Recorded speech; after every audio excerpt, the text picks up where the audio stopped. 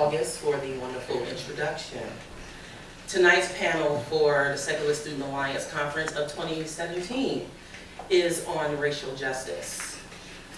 For many Black and non-white atheists, racial disparities are often at the forefront of our existence. We are hammered with issues that disproportionately affect our communities, such as police brutality, racial profiling, and economic and political disadvantages. While church and state separation is important for all of us, it is important that the issues mentioned do intersect with secular values and that the people who care about and actively work on them should not be ignored. This evening, I'm proud to introduce our panel, whom you just heard from, the civil rights legend, Miss Annie Pearl Avery. We also have Diane Burkholder with One Struggle KC and the LGBTQ Humanist Alliance with the American Humanist Association. We also have Sam Faruqi, the newest campus organizer with the Secular Student Alliance. And we also have Sean Rivera, president of the SSA at the University of Texas at San Antonio, and who also serves on the National Leadership Council for the Secular Student Alliance. This evening, we have a total of 3 questions that will be asked by each panelist, or that will be answered by each panelist. Each will have approximately 3 minutes to answer each question, followed by a short Q&A. Please direct your questions to the link that you see above on the slide.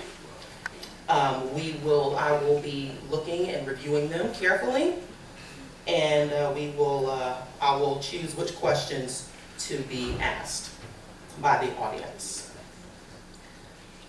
The first question, actually, if we can have each panelist introduce themselves a bit further for about 1 minute. Keep in mind that this is a very important subject, and we only have about an hour to discuss it. And so we will be trying to keep on schedule. So we will go in order. Okay. Hello everyone, my name is Diane Burkholder, like Mandisa said. I currently live in Kansas City, Missouri. I'm also one of the moderators for the Kansas City Freethinkers of Color. There's about 12 freethinker groups in the Kansas City area, and we are one exclusively for Black and brown folk. I come via South Dakota and California. Most of my activism has been in healthcare, HIV activism, which has to do with all the isms. And for the last 2.5 years, I'm a co-founder and organizer with the One Struggle KC, which does movement for Black Lives work, police brutality work in Kansas City, and I also co-facilitate a mixed roots group, which is for mixed race folk, transracial adoptees, interracial folks and interracial marriages. And so really looking at the ways thank you. I was wrapping it up. To really think about the ways that all of our identities, how we come with our full selves in order to do activism. We aren't just single people, and we need to bring all this work into the secular community. Okay. Ms. Annie Pearl? Yes, just like I said, I'm Miss Annie Pearl Avery. They call me a living legend, but I'm not too sure about that.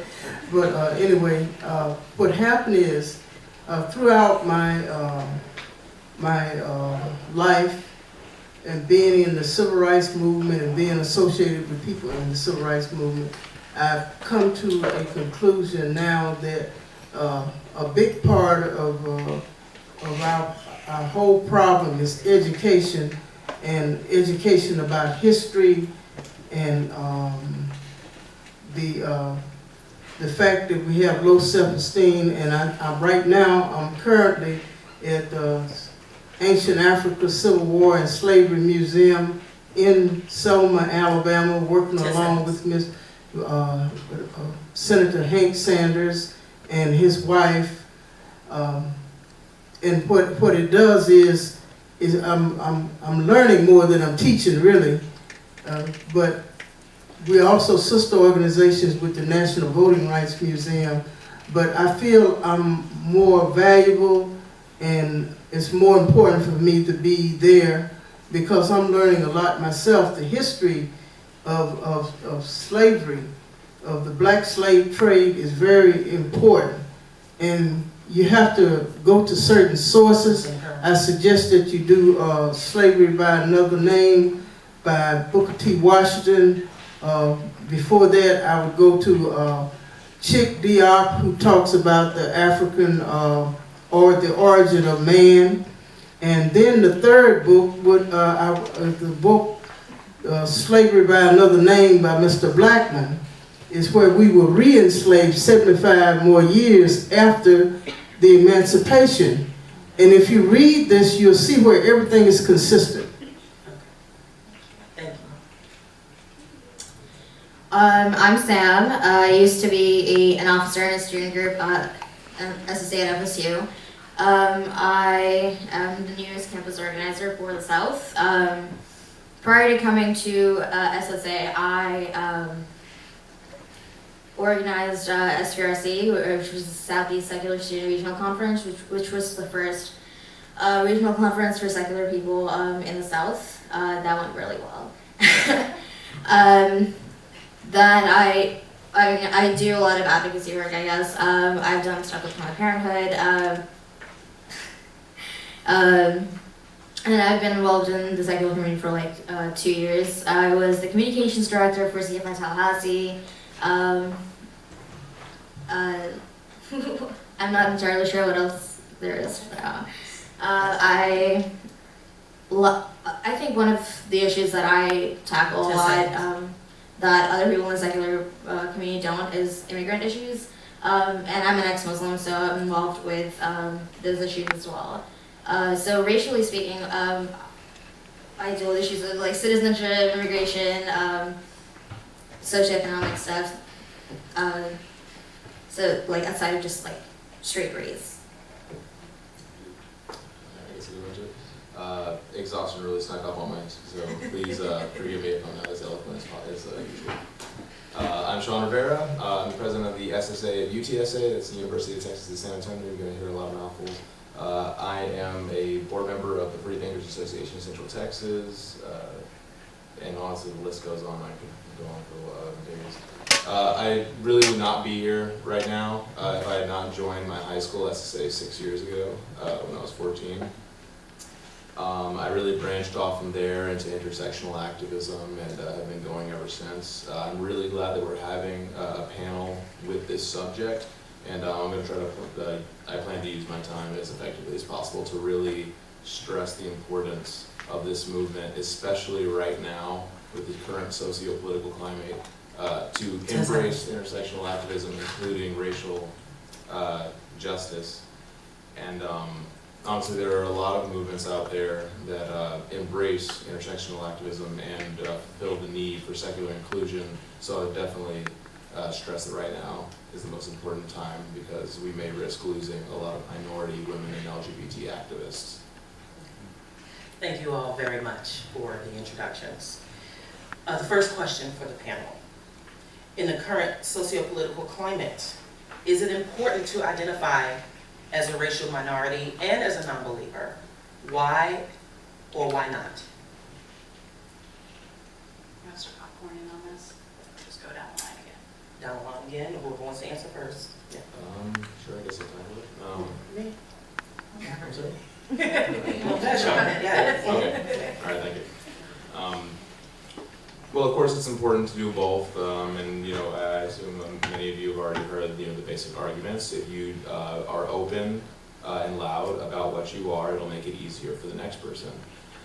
That being said, especially with the current environment, it's important to prioritize. I'll admit, you know, I've fooled myself for quite some time because, well, I have a lot of lucky circumstances in life.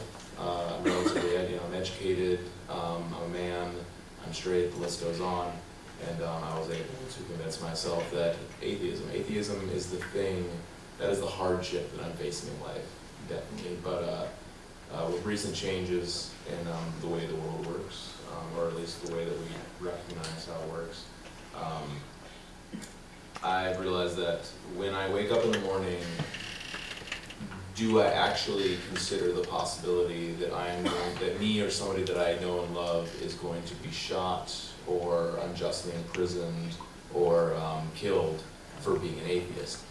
And even being somebody who, you know, lives in Texas on a highly religious campus with campus carry, I don't see that as a big risk. I see that, I see my status as a minority, and, you know, for those that I know and love who have the disadvantage of not only being minorities, but unlike me, being even darker, yeah, I would go and say that that is, they're at a higher risk. And yeah, it's important to acknowledge both, but sometimes you have to prioritize and you have to recognize which ones are putting you at a greater risk and which ones you have to tackle first. I'll pass it on. Okay. Oh, yeah, you wanted to know.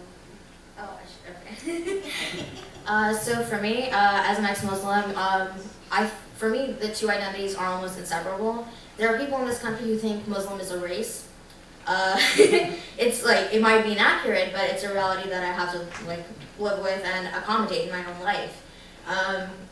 That's a thing for ex-Muslims. Even though we're not Muslims, like emphatically so, we deal with almost everything that Muslims do. Like, I was born in Pakistan. If a travel ban were to go into effect, I'm an immigrant. Like, that definitely affects me, even though the rallying cry around it was that Muslims were being targeted specifically. For me, like, I might not believe anymore, but the word Muslim is definitely used as a racial marker. It's impossible for me to not identify both as a racial minority and as an atheist. Specifically with the term atheist, like in the US, it generally means ex-Christian. But which is why I have to specify, you know, ex-Muslim. I have a totally different experience as a minority within minority within minority. So, you know,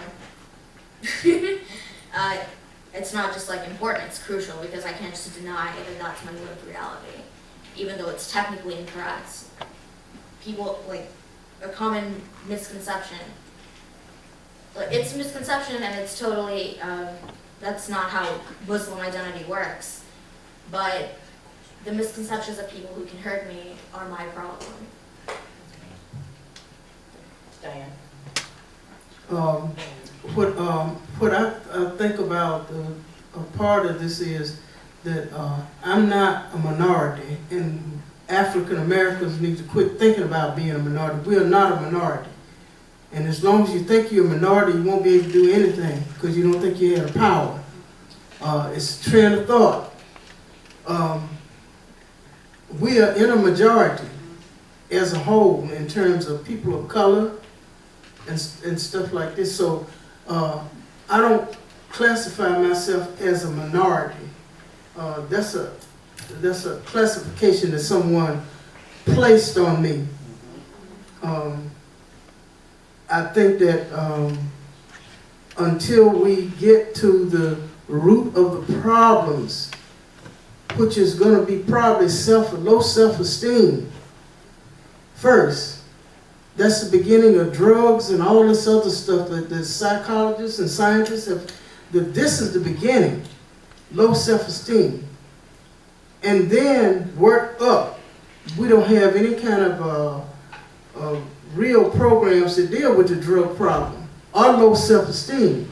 But it has to deal with low self-esteem first. Now, all the time, it's not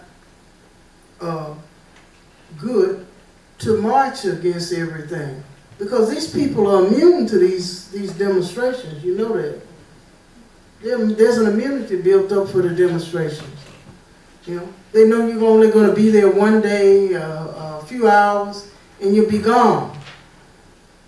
It used to be a time we used to stay all night, you see, or come back every day. And that's a big difference in terms of the minority. I don't like to even use that word in terms of, because that's a phrase that someone else placed on us. Thank you for that. Kind of touched on my point, and to Sam's point in her discussion earlier is black and brown folks are 95% of the global majority of this world. We are not in a minority space, so that, like Pearl was talking about, Ms. Pearl, it's a place of acting as though we don't have power, and that our power is given to other people, and we definitely have our own power. So I really encourage all folk, black and brown and white folk, to stop using that word. Words that I prefer are black and brown communities, indigenous folk, people of color, and there's a whole discussion of people of color can be anti-black. So if you're talking about people of color, making sure that you're talking about all people of color. So really talking about the power of language, the power that we have to claim the power that we feel like has been taken from us. Particularly in the socio-political climate, I also too like that we as non-believers, also with Sam's presentation earlier, are the global majority. Most folks are in Southeast and Eastern Asia. Those countries are secular in nature. And so even within, we're looking throughout the world, black and brown folks are still not the minority. Here in the US too, I would beg that, you know, although we see the secular, atheist, non-believer community as maybe being majority white, I would say most of the black and brown folks I know are not religious. So kind of the discussions I want to have are folks that are activists, academics, activists, advocates, folks that are living their everyday life. How do we bring other folks into this movement? Because it can seem intimidating and seem very much like a white, cis, male world. I consider myself an advocate, but happens to be secular, but I don't consider myself a secular activist. That is not the main purpose of the work that I do. It just happens to be incorporated into all of the work that I do. In particular to what's going on in our current administration, this is not anything new. I know folks are like, oh my gosh, Trump got into office. I'm not surprised. I think many black and brown folk and marginalized people knew that this was only going to happen, that people just wanted an opportunity to act a fool, and people are. And so within this, I'm going to be outspoken. I encourage people to be outspoken, but I also understand that being outspoken is a danger, and that people don't have the privilege to speak out, they don't have the support systems, and they are silent. And so with that, I really hope that folks that are in spaces of privilege, whether you're cis, whether you're straight, whether you're able-bodied, whether you're male, whether you're white, get your people.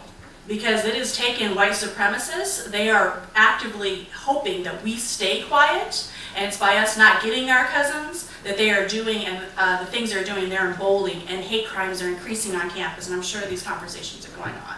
So in this political climate, I believe it is important for us to be even more outspoken, but make sure that we are connecting to one another, and we don't feel like we are stuck in our silos.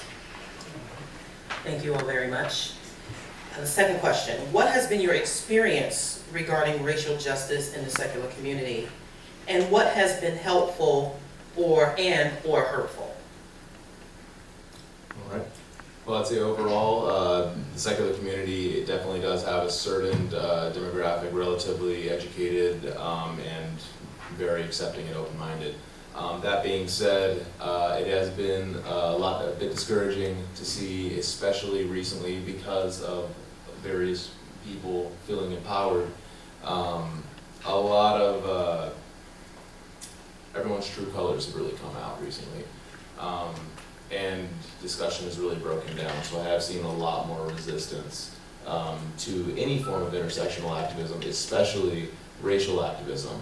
So LGBT activism and reproductive justice. Luckily, it's a little bit easier to demonstrate to somebody how those are directly relevant to the separation of church and state. So it's a little bit easier to sell. Of course, they have many challenges that they need to face, but it seems that racial justice is a particular subject that, for some reason, is not getting the same response, or the response that I would hope. And discussion has really broken down, and honestly, I'm not really sure if that is a bad thing or a symptom of a good thing. We're in the real world now. We were always in the real world, but the difference is that we finally recognize what the real world really is. We understand that damaging ideologies have a direct effect on real people. We also accept that those people in question are actually real. They're not just a statistic. specifically because a lot of us are those people. That being said, I'm not sure if this is, a common occurrence, but I'll go and say my organization, which has historically been a very, very large organization, because of discussion breaking down, specifically during the election season and after, in the fallout, we have suffered dramatically in our numbers. We went from a very, very top attendance of 70 people, with an average attendance of between 45 and 55 people, which is pretty good for a student organization, all the way down to 15. When I was having a discussion with one of my friends, I was trying to really pin down exactly why this happened. I brought up my perspective on it. I feel 30 like, seconds. okay, sure, thanks, sorry. Long story short, his answer was, if these people are getting offended by the things that certain members say, then we don't want them anyway. I completely disagree with that from a marketing standpoint and from a moral standpoint. We need to consider that these people, because they live these things, they may have more relevant life experience information that they're using to draw the conclusions that they are. And let's see, honestly, I'm sorry. Like I said, I'm not going to be as eloquent as you. I'll need to get my train of thought back. You did great, Sean. Thank you. That means a lot to me.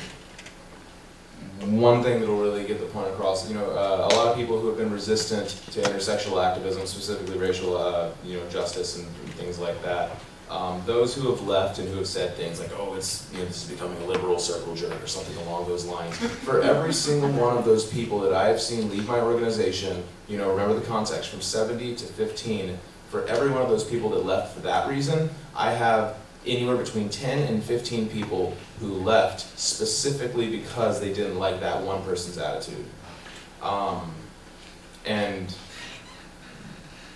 who are we going to value more? I understand that everybody matters, of course, and we should try to appeal to as many people as possible, but sometimes you have to prioritize and you have to ask. I know that usually we have a discussion on that guy and how to deal with him.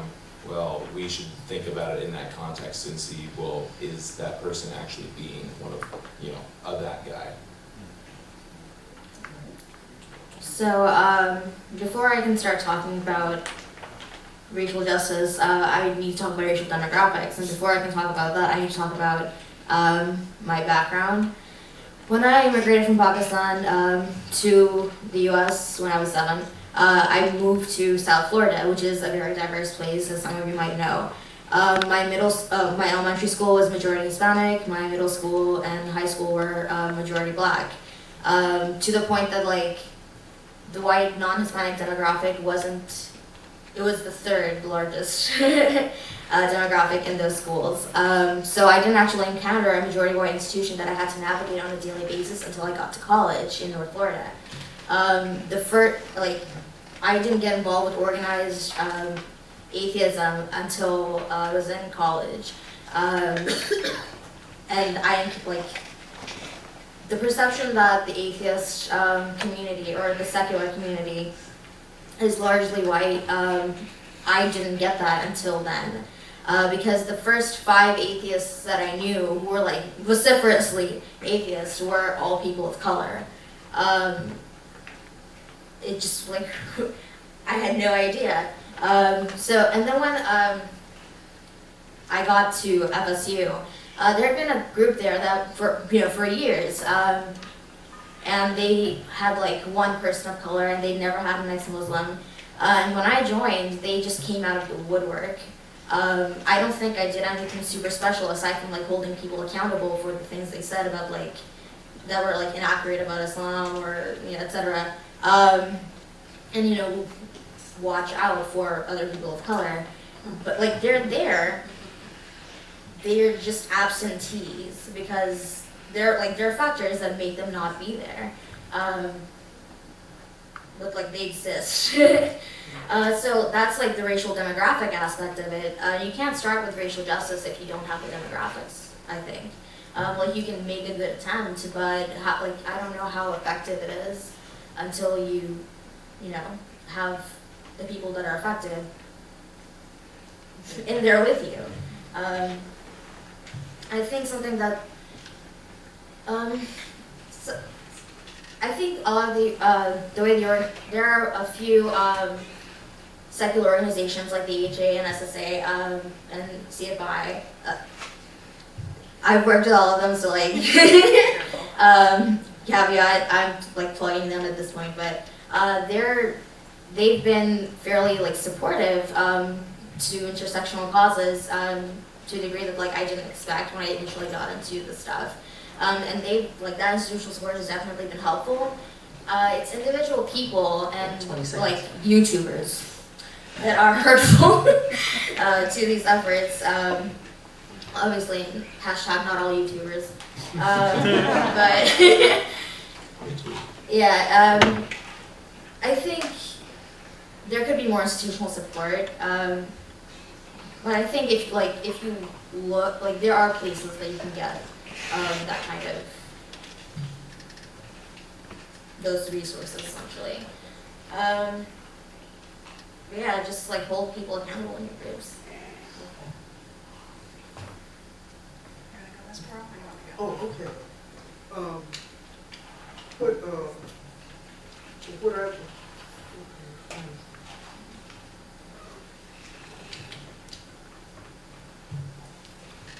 okay. Repeat the question.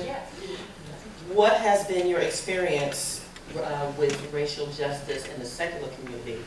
And I understand that might not be too much, but what has been your experience regarding discussing racial justice in the secular community, and what has been helpful or hurtful? Okay, for one thing, I had, it took me years to grow a little to where I am now. It wasn't done overnight. And one of the things that I'm finding, I'm learning, just like I said, I'm learning a lot more that I'm teaching in the museum is that if you don't understand what happened and what the procedure was, then you can't correct it.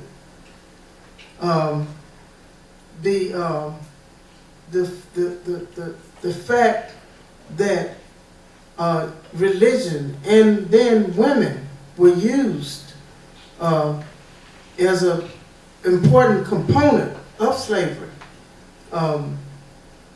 What happened is when we first came here, we were Islam, you see.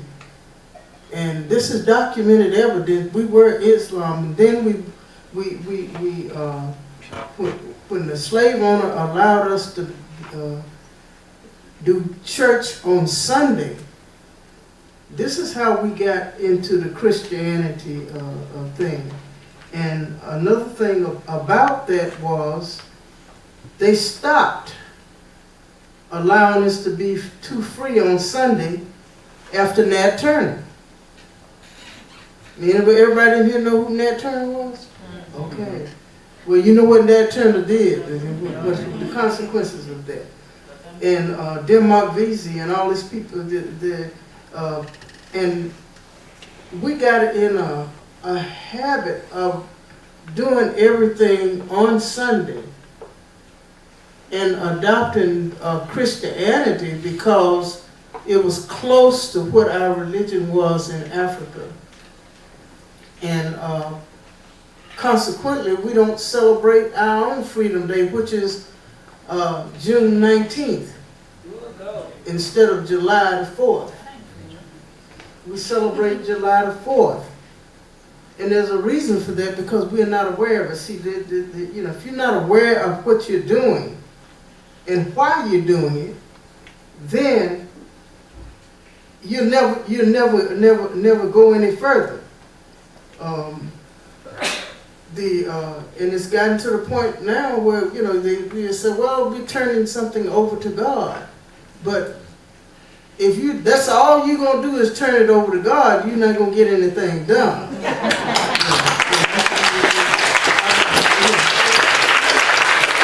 And so we have to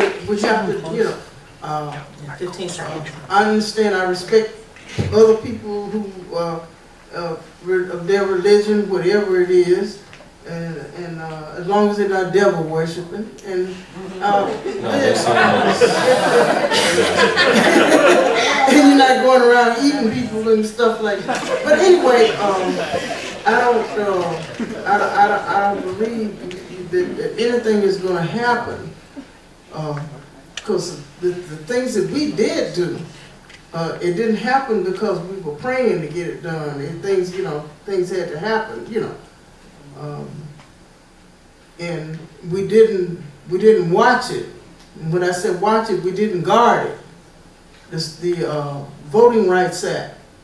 And when I talk about the Voting Rights Act, I also like to people to know that Lyndon Johnson we had a lot of stuff going with Lyndon Johnson, and people didn't use it, didn't know or wasn't aware of it through his presidency, because he was trying to be the civil rights president, and a lot of that stuff didn't just it wouldn't have just helped African Americans, it was helping other people much more than it was us.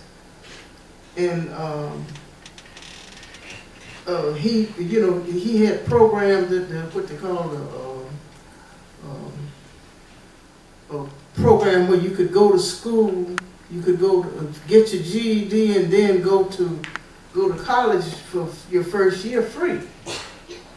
You see, and a lot of people didn't use it. And what happened is when you don't use something, it dies. But what consequently would have us where we are now, I'm saying there's a lot of misconceptions about history. History is misquoted and stuff like this. And then another thing is, if you are sick, our health care is very important. Because you can't fight if you're sick. How do you fight if you're sick all the time? And I don't understand that the situation here where we got the 1% that's got all they need, and the 99% is catching hell. Thank you, Ms. Annie Burke. And just another thing is that when the Attorney General was being sworn in to testify here a few days ago, and all these people who were being sworn in, they were saying, do you do this and then so help you God? And I was wondering, what has God got to do with this? And these people don't believe in God if there is one. Because they would believe there'd be some consequences. They don't believe that. Thank you. Let Diana take this question. So, what has been my experience racial justice in the secular community? The good is that I've been able to really connect with some amazing, kick-ass Black and brown activists, both that are in the secular community, as far as their activism, and just regular folk. Folks that I don't think felt like they had a voice, or they felt like there were people with similar experiences. And I also have met some really kick-ass anti-racist white folk that are doing the work within their own white communities to talk about systems of white supremacy in the secular world, and to hold space to be accountable and hold other white folks accountable, so Black and brown folks who were able to focus on our own communities. Some of the challenges, and I'll be speaking after this to talk about being a token. I think often we think of there's like 3 or 4 folk of color that are doing this work, and we reach out to them all the time, and we need to be looking at expanding what are folks doing that are secular and maybe not in this movement, and other types of activism, and how do we bring them in. And finally, I think one of the challenges too is that we put the burden on the marginalized communities. So I'm curious, I really challenge this conference next year about if we're going to have a panel about racial justice, that there is some white folks on this. Because white folks have a vested interest in dismantling white supremacy, not just black and brown folk. Because if not, white folks should get to sit here and listen to us, bare our souls and tell our pain, but what are you going to do besides saying that you heard something that was really good? So just like we want straight folk to deal with homophobia, just like we want men to deal with sexism, we want Christians to deal with their bigotry, we need white folks to be in this too. So anytime you're doing racial justice work and you don't have white folks engaged in the not at the center of the conversation, not all white people and a token black or brown person, but a white person to do that work, then it's not truly racial justice work. It is just it can be a facade without looking at what are some substantial changes we can do within our organizations.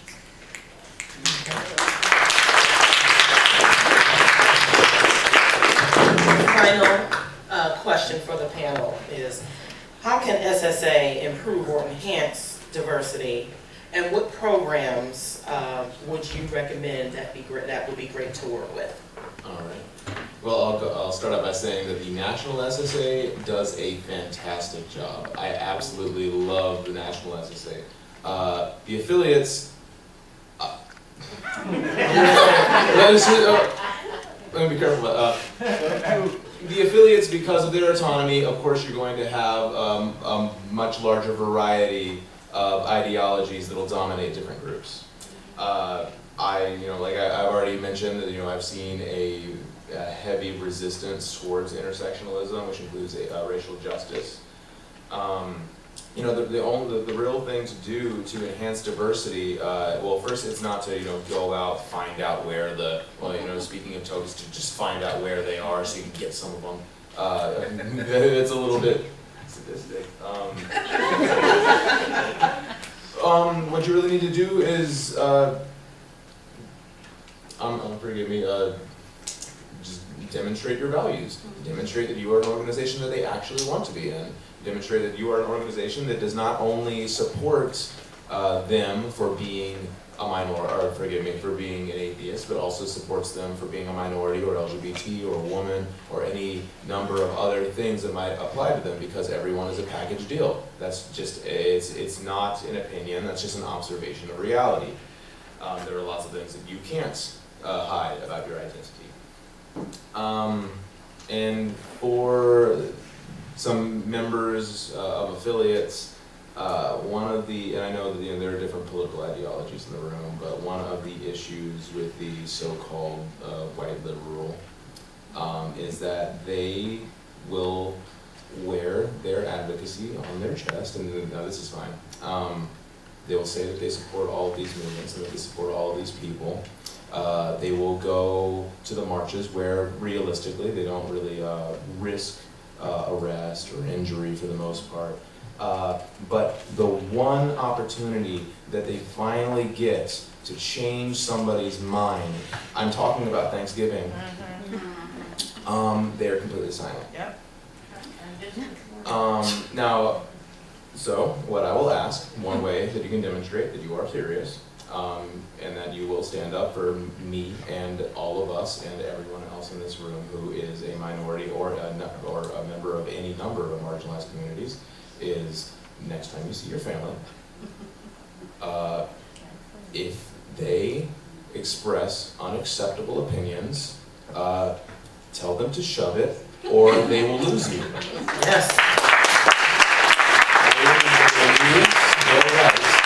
To have you as a family member. Of course, you can definitely try to be as diplomatic as possible if that is a route.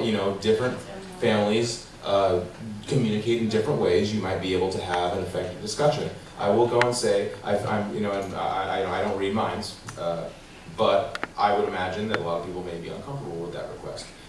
I really want to put that into context. What am I really asking you to do here?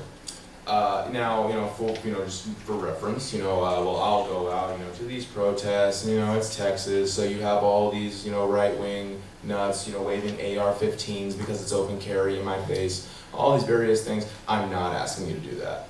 I'm asking you for the bare minimum. Just tell somebody, tell your family, what you are saying is unacceptable. Here's why it's unacceptable. If you're not willing to listen to me, if you're going to use my age, or some libtard, some dumb rationale for disregarding my input, then you don't deserve to have me in your family. And until you change your attitude, I guess we can't have this discussion. No, I won't see you next Thanksgiving. I'm not gonna play along with this. I'm not gonna, take this little, verbal beating and then keep coming back for more. Actually, yeah, that's it.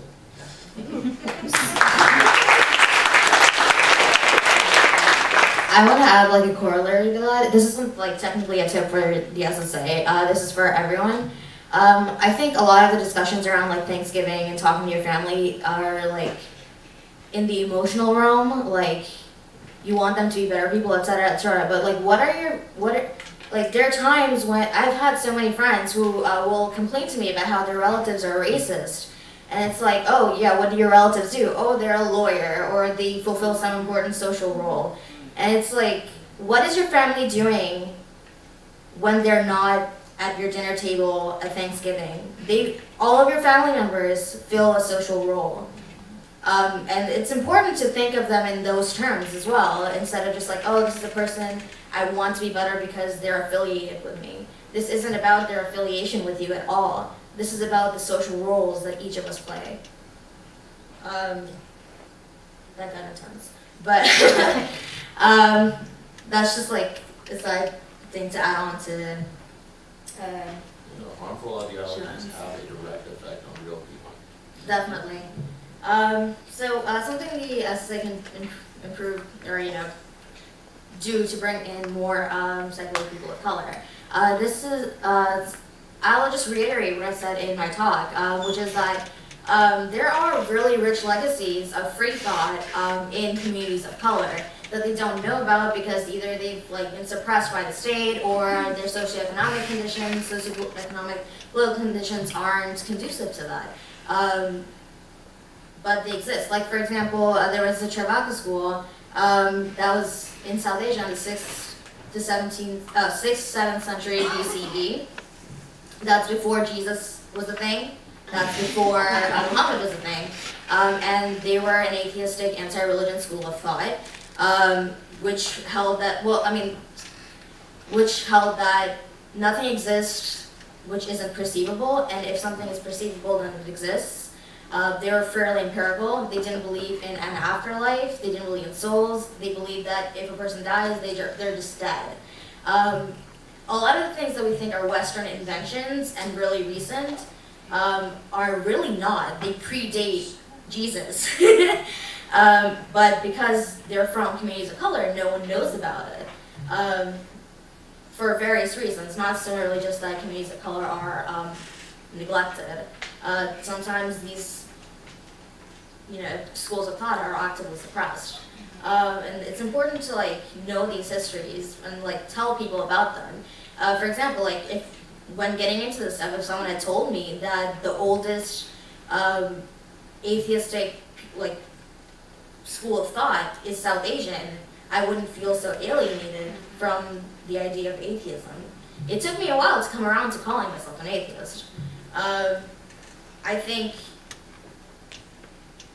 instead of just saying vague maxims like not all atheists are white, point out the atheists of color. They're there.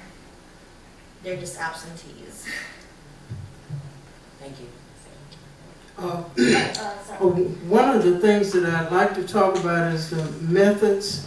You see, what happened is, when I say that marches and protests all the time is not necessarily your best weapon, I think one of the best weapons is to withhold your money.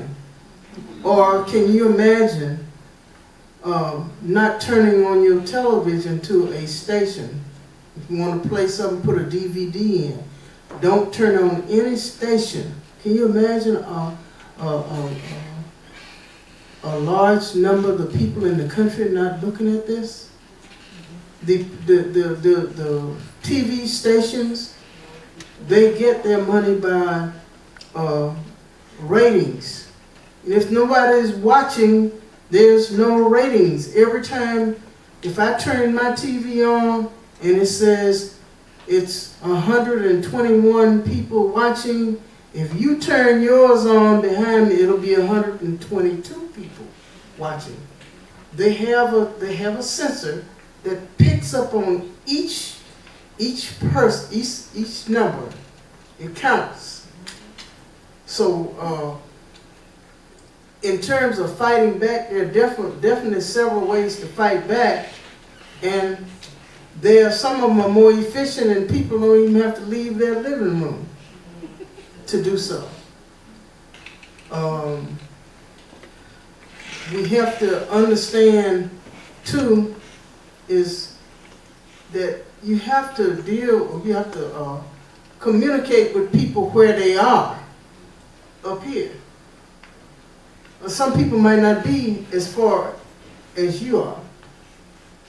So you have to kind of communicate. That was one of my reasons for talking about the history. Because if you can do that and then decide for yourself what you think was right or wrong, or either whether it was consistent or not, I can't get you there, you see, because it took me a while to get where I am. But when you're dealing with people and they don't necessarily agree with you or either a part of whatever you're a part of, you have to start off with communicating with them on their level in that. Sometimes a little bit at a time, or letting them do their own research to do these things. And another thing I found out during the civil rights movement, we did a lot of this stuff, and then the women's movement came along, which black people didn't get anything out of that at all. And I looked at the demonstration after President Trump was inauguration, and thousands of people showed up. But black people would get steady getting killed, shot in the back, unarmed, killed every day. And not that many people showed up for that. Nobody showed up for that. I'm saying there was nothing, it was good the march happened. It was good. But why there's not a big fuss for justice when there's African Americans involved or other ethnics, other ethnic groups, especially African Americans. Diane. So I kind of already touched a little bit about my suggestion for SSA. So this is my first conference I've been to, and I was not involved SSA when I was in college. I have been to, where are my KU folk at? I know there's a few here. Hi KU! They're 45 minutes away from Kansas City. So I've been to their Reason Fest when they were SOMA. And the Secular Jayhawks, I have to give you all a shout out. But kind of the questions too is the term diversity, and also the term, more problematic term is inclusion. Inclusion into what? It still centers whiteness. Inclusion, how do we make ourselves less white? So the question is, how do we decenter whiteness? How do we decenter maleness? How do we decenter straightness? And also, we're doing the work in secular communities. We're looking at decenter Christianity and other religious dogmas, right? So how do we decenter whiteness, white cis heteropatriarchy, right? And particularly, I know we talk about, I really do appreciate that this conference is a lot of workshops, because so many secular conferences are lectures and panels and mental masturbation. And what are we actually getting out of this? How do we build with one another? How do we actually connect with one another? How do we really encourage all different type of personality types to really build with one another? If you're not an extrovert, you're not going to just go up to any random folks. So I appreciate that this is workshop based. But then also too, like doing the work outside of secular communities, particularly for this secular organization and other secular organizations, How do you partner with particularly if we're talking about race, how do you partner with anti-racist organizations such as Showing Up for Racial Justice? White folks that are doing other stuff with white folk, that are not relying on black and brown folk. There's accountability within that, and I'm affiliated with our local surge in Kansas City, and I assist, we have a POC power group, but my sole purpose is to not be in relationship with surge, because that centers whiteness, right? So what does it mean to be accountable to people of color? So like has been mentioned, give up money, give up power. I don't know what the board of SSA looks like. I haven't looked. Y'all know. I'm hoping that there is a little bit of color and a little bit of ethnicity, and also queer folk and younger folk on that panel.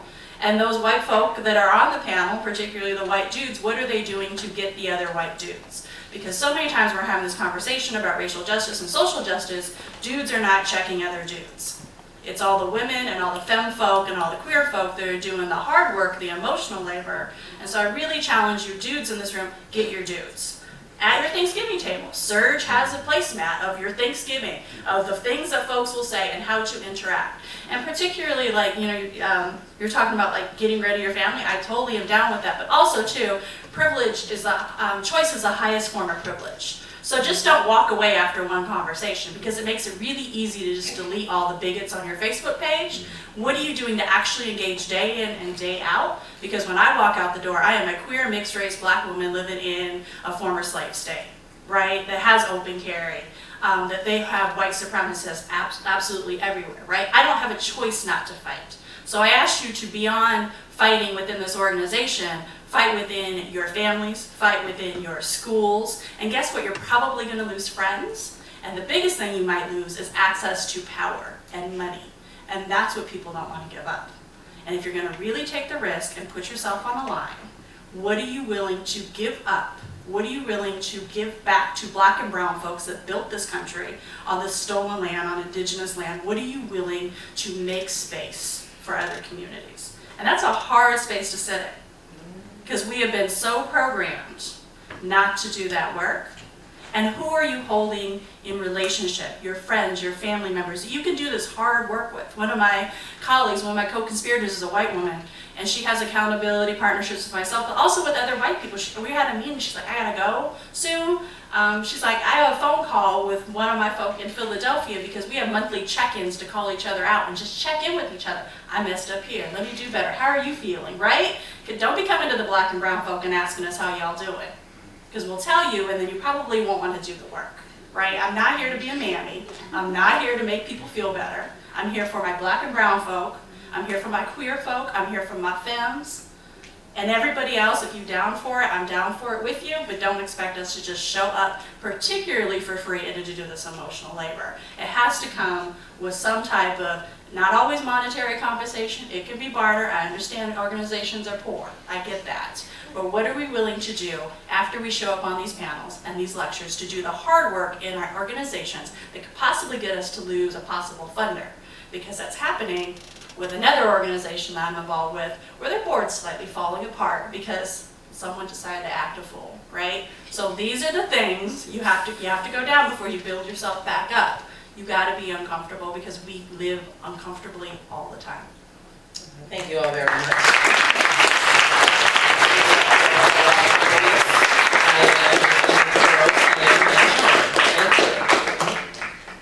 So we have time for a couple of questions, and based on the process that was on the screen there, I'm going to ask the questions that have the most votes. So the first question is 2017 and racial relations are still a point of contention within the secular community? What do you hope the attendees will take away from today's panel discussion? If you could please try to keep the answers to under a minute, that would be appreciated. I will try my absolute best. Okay. I did cover, really the main part, honestly, throughout most of it. Other things that I would add is specifically for people who are not part of a large number of marginalized groups, please accept the limitations of your perspective and do not mistake your detachment from the issues as a form of scientific objectivity. So I guess that's really a fancy way of saying splaining. That's what splaining is.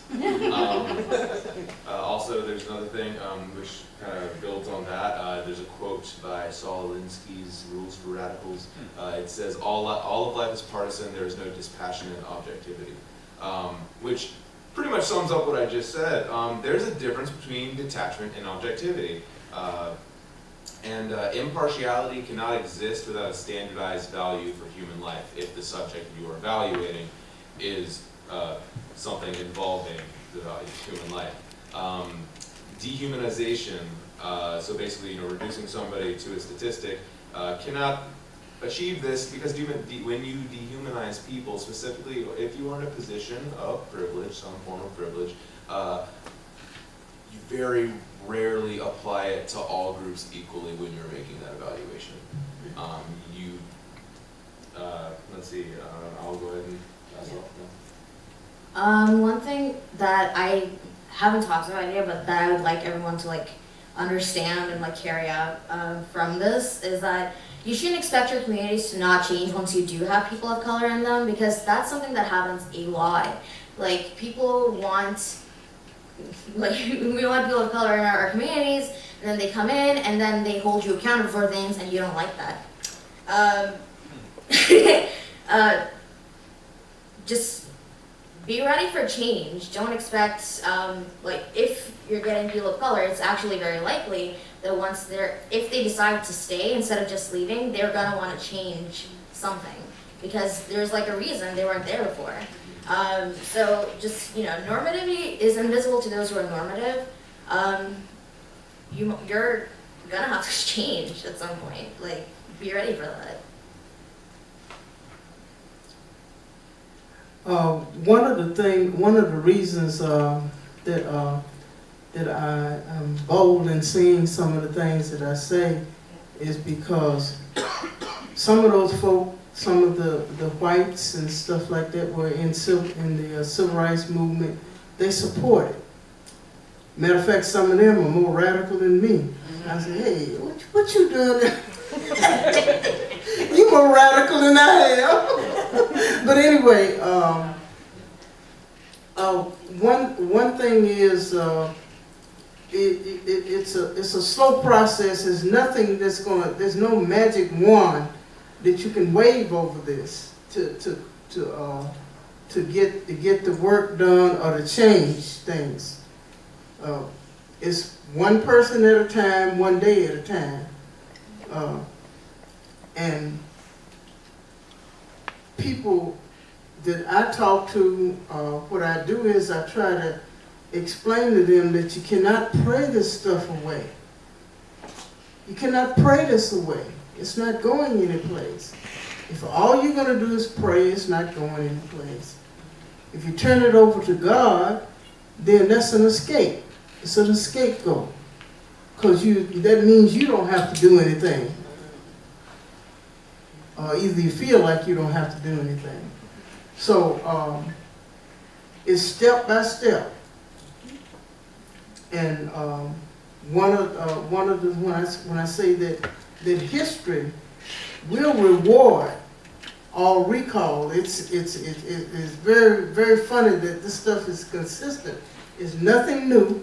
There's no new methods, and in a way, there's no new methods to solve it either. It's one person at a time, one day at a time. Thank you, Ms. Thank you. It's a long process, but that's the end result. Okay. Couple quick things for the black and brown folk in the room. Connect with one another, because we're all we got. So I encourage you, if you see other black and brown folk and you haven't said hi to them, to do so and connect with them here and after this conference. I also hope that white folk in this room, that you all go do the work outside of this room. And I'm hoping that you're slightly uncomfortable because of this panel, and particularly the dudes. Because it's the work to do. And for those that, I'm pretty sure if you go to most secular conferences and you start looking at the hashtags, people coming out the woodworks complaining about the social justice warriors, get them. Don't let them sit there. I will say, I did not see such hatred until I got to it with Mark Shirebecker, who I believe is now, what is Mark's name now? Because I have not followed Mark since that happened. It was identifying. Was Mark? Kayla? Yes, till I got into it with Kayla at Skepticon. The trolls that came out of the woodworks, particularly dudes, blew my mind. And I've been doing racial justice work for 20 years, right? And so I really encourage, if you're not on social media, you need to have this conversation once you leave here and when you go home. Thank you. And I'd like to end with this. The fact that there's a wide range on this panel. There's a wide range in the moderator. Some of us did not wait for this to change. We had to make the change. And this right here says power. It really does. The fact that a couple of years ago, this would not have been a discussion. This would not have been a panel of all Black, brown, and people of color speaks to the change and power that is coming. There are some who aren't ready for it. That's fine. We don't care about that. The train's going to keep rolling.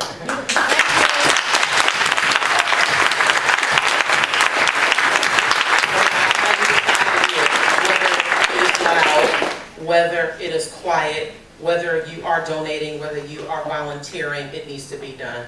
And we hope that you definitely take away that lesson from this panel. Thank you.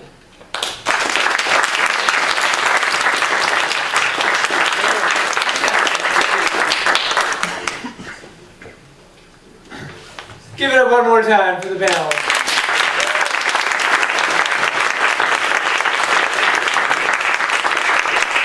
Sweet. So we've been sitting and listening for a while, and now Sam, something.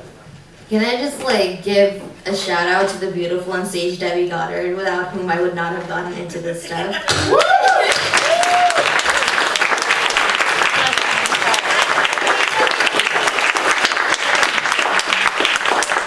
Debbie, stand She's up been in so you this can forever. fully embrace. Yeah, That's sweet. That's Debbie.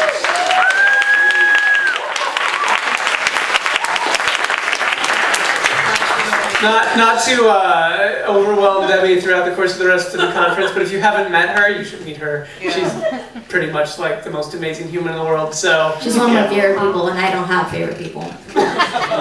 what Sam said. All right. So in fact, there's a 15-minute break right now where you can get to meet Debbie Goddard better.